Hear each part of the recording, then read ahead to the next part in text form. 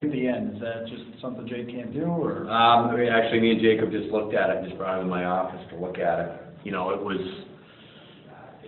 a questionable call, you know, and I could see where Coho called it because, but the initial point of contact was Jacob's shoulder to Archibald's chest. He followed through on his check. He played exactly the way he's supposed to. 30 seconds left in the game. It's a tough call. If the point of contact initially is the knee, then I see it. But now again, it's easy to slow it down. So motion, see what happens. So unfortunately, it cost us a game. But it's a tough call. Was there a knee to knee? Shoulder first, and then as he followed through, him and Archibald definitely hit knees.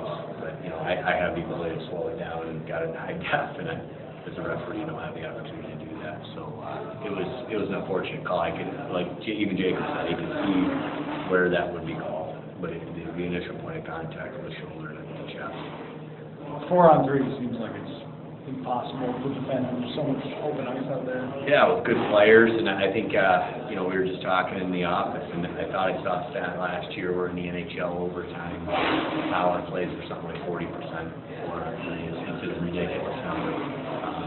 You know, you're almost, especially when it's a minute and 37 seconds or whatever it was that they had left in it. They got good players out there. You need your goalie to stand on his head, and Mackey made a couple of really big saves, and then, you know, one snuck through them. But yeah, those are tough to kill. Was he better tonight in your mind? He was a lot better. I thought he, you know, he always battles hard. He always competes. You know, a big, you know, part of his development is just going to be controlling his rebounds a little bit better, not making life more difficult on himself than he needs to. But I thought he was square to it all night. I thought he was seeing it pretty well. He always handles the puck pretty darn well. So I thought it was a much better game for him. The entire game's close. You outshoot him. You had plenty of opportunities. It seemed like their goalie's just really good. He was excellent, and you know, especially early in the game when I still thought we had some buzz going, he made some huge saves. One on JST was huge. You know, we had, I think, two crossbars in the post in the first period, and we had 2 or 3 2-on-1s breakaways. You know, he made some quality saves, and that's going to happen. And for us to get the point out of it, obviously we need the extra point. But when a goalie plays that well against you, you know, sometimes you're almost lucky you got the point because he could have stolen both of them probably tonight. He was that good. And the schedule was in their favor. Yeah, you know, they sat home last night, didn't play since we played them last. This is our third game in 4 nights.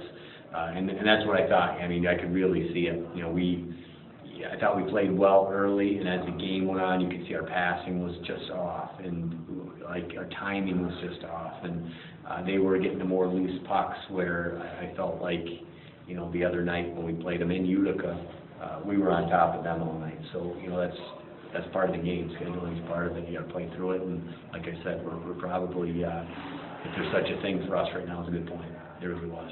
On the shot that where the lamp went off, did that hit the pipe, or did you? It hit the crossbar, came crossbar? down and hit Markstrom in the back and dropped him behind him. And I don't know why the light went on. Usually the light went in, but it definitely hit the crossbar behind him and then hit him in the back.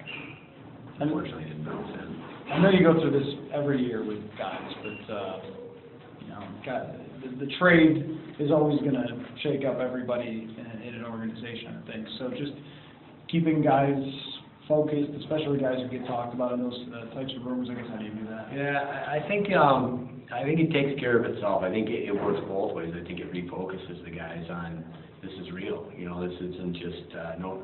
It's not. I think that guys can feel down here sometimes and nobody's paying attention. And then when something like that happens, you know, people are paying attention. Other teams are scouting our players all the time. You know, obviously we have scouts here watching our players play.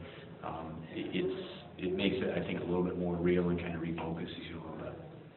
Now, on the one, again, where Markstrom made that great glove save on Irwin and the horn goes off, was that, and they reviewed it? One on Irwin or Samuels Thomas? I think, yeah. JST was the horn. Oh, okay. They were checking that, and they weren't sure if Markstrom's glove was in the net when he made the save, but it wasn't. It was a good save. You lose anybody? What's that? Are you losing anybody? Not yet. Probably will. I'm guessing that we will. They have a couple guys that are sick up there, but we haven't lost. Up front? Yeah. Like the guy that went to your office? I don't know anything about it. Little guy. Thank you.